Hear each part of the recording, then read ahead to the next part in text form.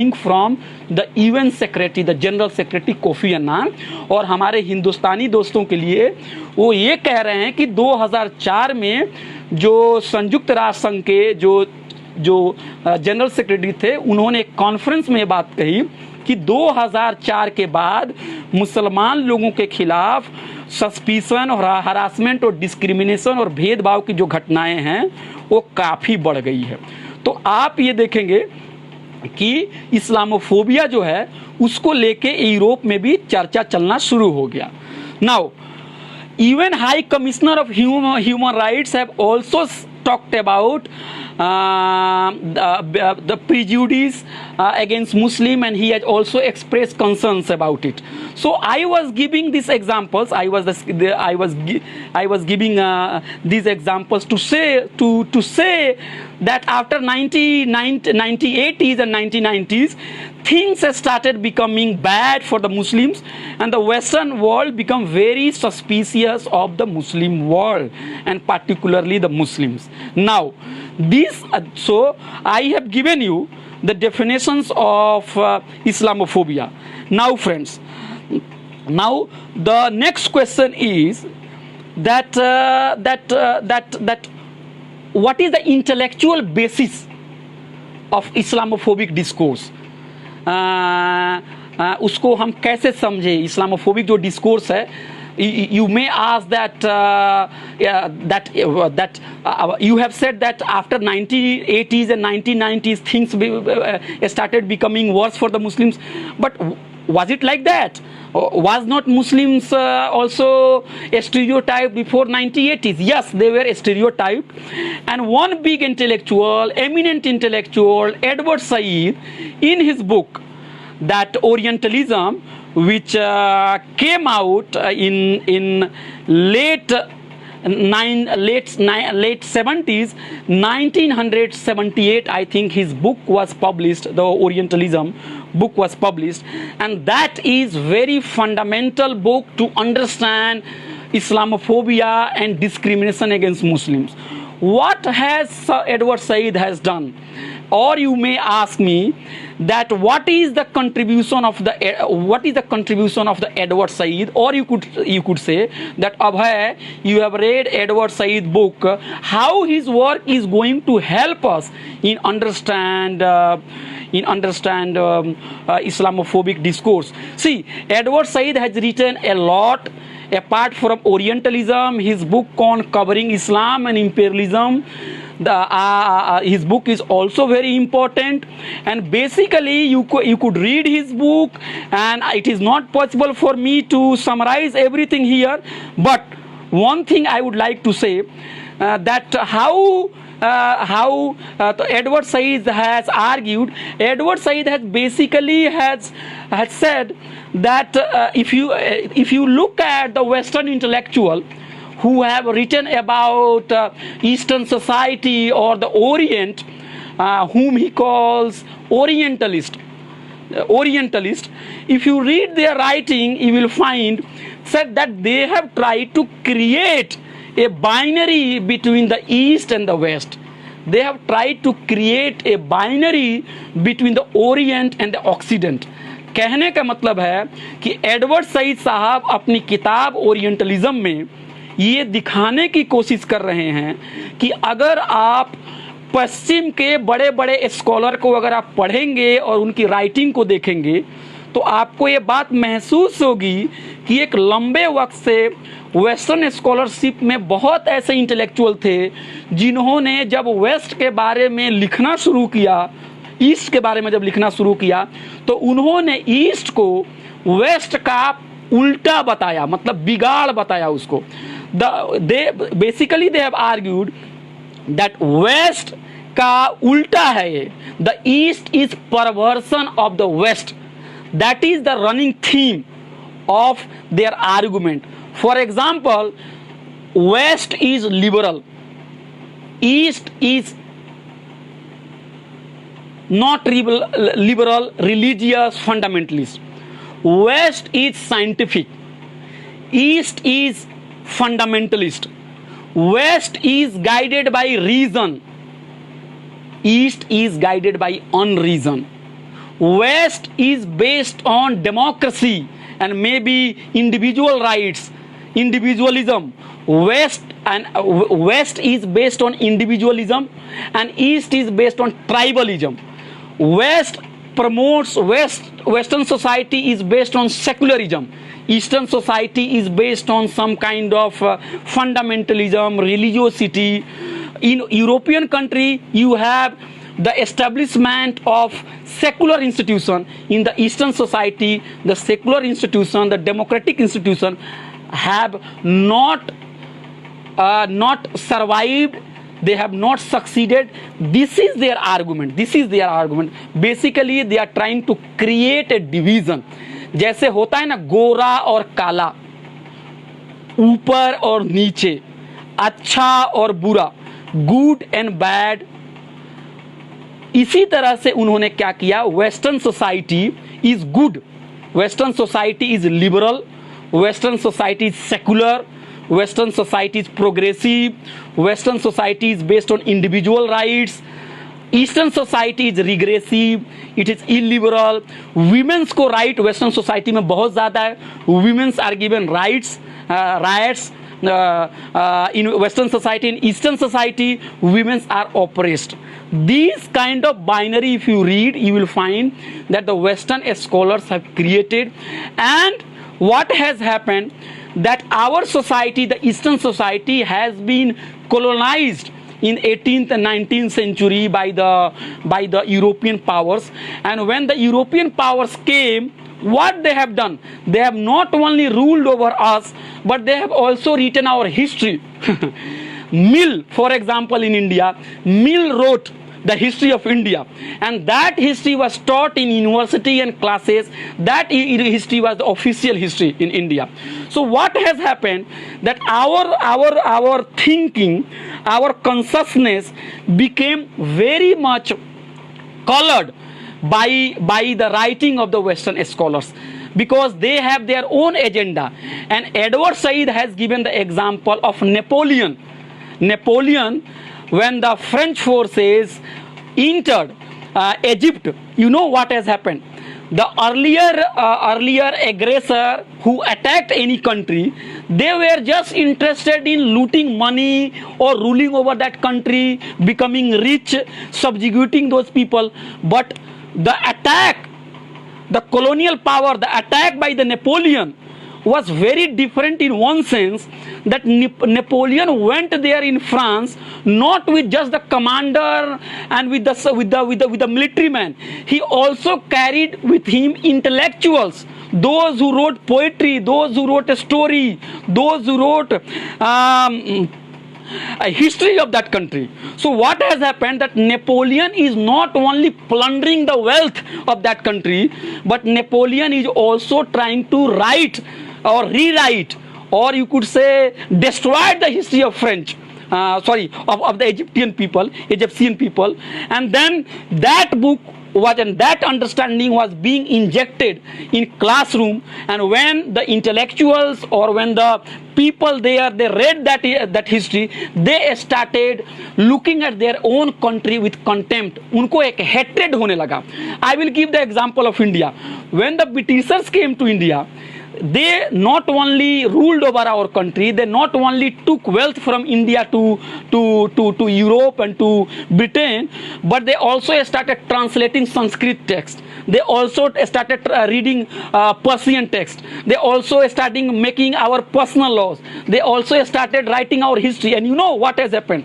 Much of our problem in India, that is communal problem, the sectarian strife, that is very much the creation of the Britishers. And it is not, I am saying, Professor Romila Thapar, the eminent historian, she has worked on the same theme in her life, and she has said the colonial construction of knowledge, the colonial construction of history is very much responsible for the communal problem, the sectarian problem, the Hindu-Muslim problem in India, and other problem. I will try to give one example so that my point is driven home.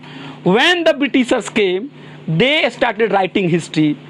they have their own political project, and history writing is never without politics, is never without a state agenda. We should always keep in mind. Friends, you know that recently the government has decided to drop some chapters from the school books from here, which is taught at class 9, 10th, 11th, 12th in Indian school books. And you know what chapter has been included? Among others, chapter on secularism has been included. So we could ask, why secularism is included? Why not some other chapter is included? So I am giving this example to stress my point that history writing, intellectual work is very much the work, very much shaped by the agenda of the state. A state is playing a key role in influencing that project. So when the Britishers came, they wrote history in such a way that they have tried to divide Indian history into three epochs, three periods. The first period was the ancient period. The ancient period was called the Hindu period. The second period, medieval period, was called the Muslim period. And the third period was not called Christian period, because the Angrez, the Christians were by faith Christians. So if the Hindu rulers were ruling over ancient time, if they were Hindu rulers, and if it is called Hindu rule or Hindu period, if the Muslim rulers were ruling over India in medieval time, if they are called Muslim period, why not the Englishman ruling over India, and if they believe Christianity, they could have said it's a Christian period, but they never said Christian period, because they wanted to project their rule as secular, as progressive, as modern, civilizing work, civilizing mission. ये तो हिंदुस्तान में लोगों को civilised करने के लिए आए हुए हैं. वो तो उनका तो कोई रूल कोई धर्म पे हो ही नहीं सकता है. The rule of the Britishers is not based on religion. It is basically a civilizing mission. On the other hand, the Hindu period is Hindu period because Hindu rulers were ruling over the India. Friends, that argument has been criticized by historians. Why? I will give you one or two reasons. The ancient period is not a Hindu period because it is selection. It is very select history. It is appropriation of history that we call ancient India as a Hindu India. We know that ancient time we have Ashoka, the great Ashoka, who believed in Buddhism. We have Jainism, the rise of Jainism. We have rise of Buddhism. We have conflict between Brahmanism, and we have conflict between Brahmanism and Buddhism. And you know, in some text it is mentioned that Hindu, Brahmins and Buddhists were fighting like Sap and Neola. They were fiercely fighting with each other. So that period can never be called Hindu period. The second example is that the Indian history generally earlier begins with the Vedic period. But the historians have already established that before Vedic period we have Indus Valley civilization. That Indus Valley civilization was very much, was very advanced. The Indus Valley civilizations had great town planning. They have a great architectural style.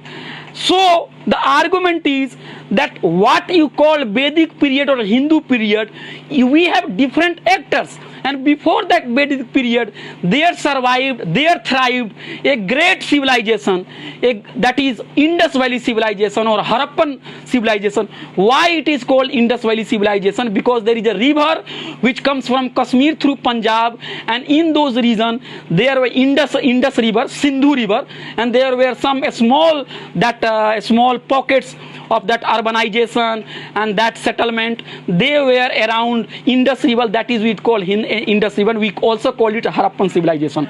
The Tamil intellectuals, the Tamil historians, they have also shown that their civilization is much more older and ancient than the so-called the Brahminical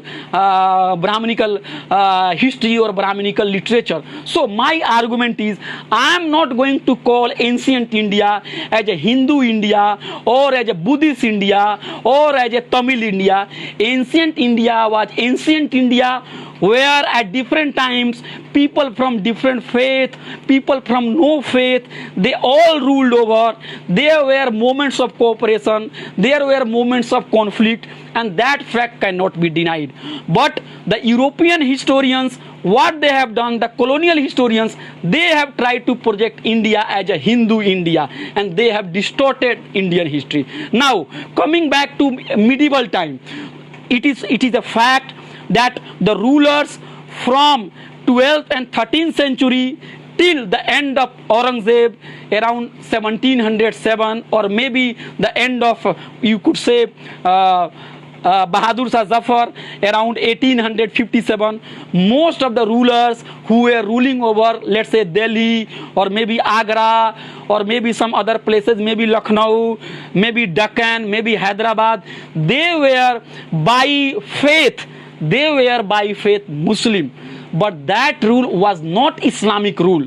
Why they were not Islamic rule?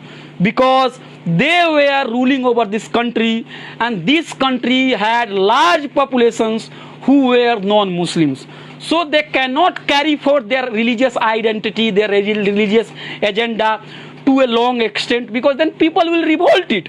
And if you read some of the philosophers and some of the intellectuals during the medieval time and Delhi Sultanate, they used to tell the ruler, the Muslim ruler, do you know, we Muslims are just like आटा, नमक में आटा के बराबर हैं. The Muslims are like salt in flour. जो proportion आटे में नमक का होता है वही हम मुसलमानों का है. So the idea is that we are so minuscule that if you try to project too much Islamic agenda, it will not work. That is why you will find it is a fact that the Mughal rulers, they also patronized temple. It is a fact that Aurangzeb had large number of mansab, the bureaucrats who came from the upper caste, who came from the Hindu community. So it was a rule, and it is also a fact the Hindu fought with Hindu, the Muslims fought with Muslims, Hindu supported Muslims, Muslim supported Hindus against Muslims. So all kinds of things were happening. Things were very complex, but the colonial administrator, the colonial historians tried to project Indian history as if Indian history and the medieval time was ruled by only fanatic Muslims, and they portrayed Aurangzeb in a very bad light, and they did it because they wanted to justify their own rule, the English rule. So that history was being taught in a school book, and today the problem of communalism and Hindu-Muslim hatred is to a large extent the problem of the colonial reading of the history, because a large number of Hindu intelligentsia read that history and they said, okay, so ancient India was Hindu India, okay, so Muslim came from Central Asia and they ruled over this country, they destroyed our temple, okay, so the Britishers have come, we will take revenge against them. And then Muslims, a number of Muslims intellectuals also started believing, okay, this land, the medieval time was the period when we ruled over. Englishman came, Englishman took over power from us, so ये हमारा अधिकार है कि हम भारत के ऊपर rule करेंगे. So things started to become worse, and the problem was on the both sides. Dear friends, one fact we should not miss, that during medieval time, poor Muslims and poor Hindus were not given power. Rich Hindus, upper caste Hindus and upper caste Muslims shared power. So I have read the work of a number of Pasmanda lower caste Muslim intellectuals, and lower caste Muslim intellectuals have said that हमारे साथ तो कोई इंसाफ मुगल लोगों ने और उन लोगों ने हमारे साथ नहीं किया है, because we were just treated like subject. Yes, it's a fact. When The Mughal state tried to extract revenues. They tried to collect taxes. They collected taxes from both poor Muslims and from both poor Hindus. So to say it that medieval time, medieval period was the rule of Muslim is nothing but the distortions of history, because the lower caste people were not given justice by them. Okay, Hindu Muslim communal rights were not happening, because communalism is very much a modern ideology. Why communalism happens? Because on the basis of sectarian strife, people are mobilized for vote, for politics. The nation state is very much based on the idea of one people, one nation. So the communalism was the problem of the